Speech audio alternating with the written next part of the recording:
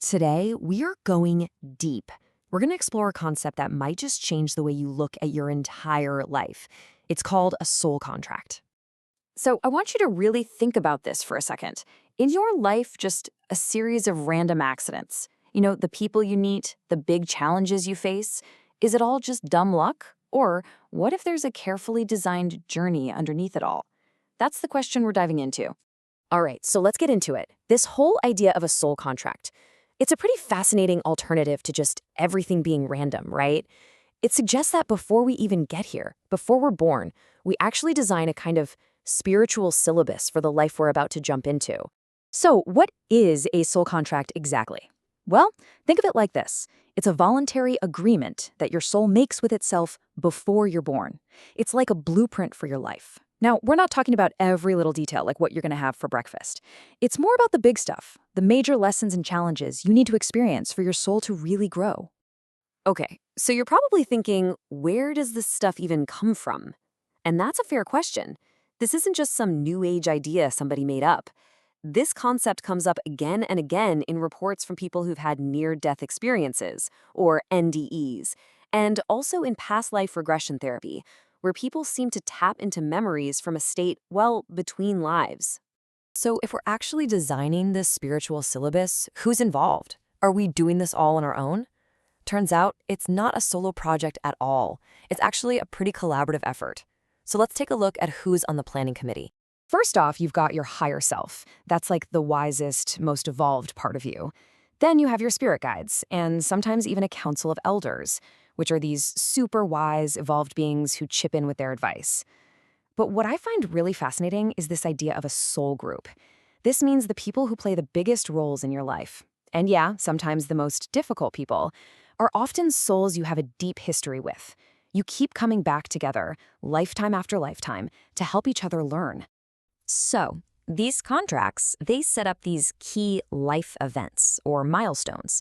This could be meeting the one, choosing a certain career, facing a big health scare, or even experiencing a profound loss. The whole point of these milestones is to create a kind of spiritual friction, It's that resistance that really pushes our soul to evolve and get stronger. And this, of course, brings us to the million-dollar question. I mean, if we really planned all this, why in the world would any of us choose to make it so hard? Why sign up for the pain and the struggle? Yeah, if I wrote this, why did I make it so hard? It's the question on everyone's mind, and it's a totally valid one.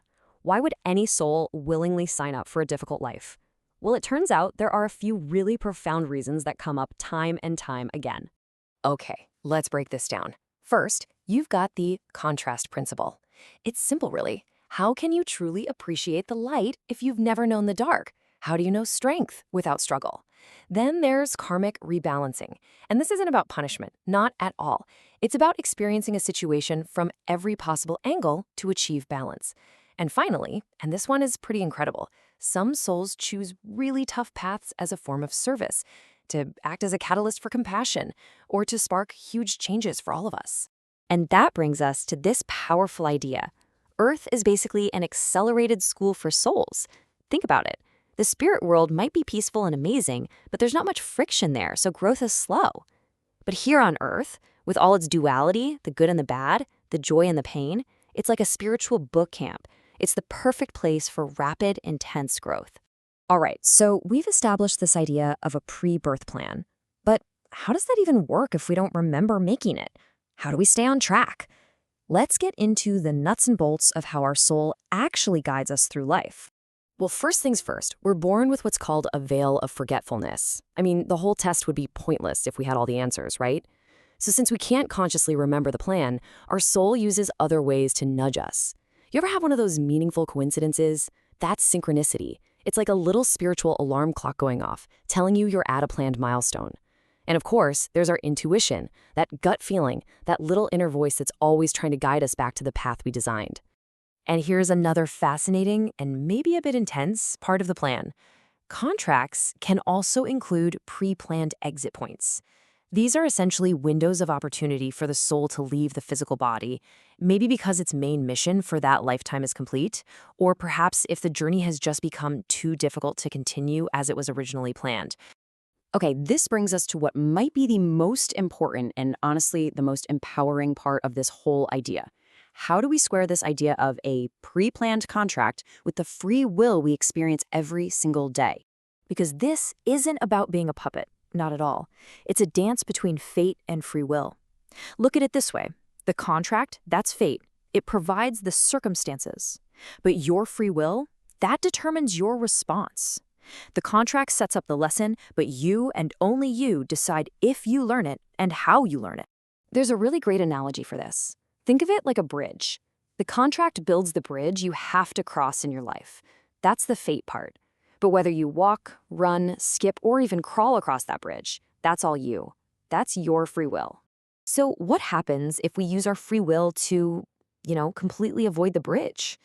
Well, if you resist a lesson, the contract just kind of re-triggers it. You'll probably face the exact same type of challenge again, just with a different person or in a new situation.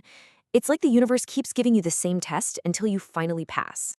When you really start to absorb this, it can cause this incredible shift in perspective. You stop seeing yourself as a victim of fate, just having things happen to you. Instead, you start to see yourself as a conscious architect. You realize you had a hand in designing the whole journey. So, I want to leave you with this one last thing to think about. Look back at your life, at your greatest challenge, the hardest thing you've ever been through. What if that wasn't just some random, terrible thing that happened to you? What if it was your soul's most courageous choice, a choice you made from a place of deep wisdom, all for the chance to learn, to grow, and to love on a level you couldn't have reached any other way?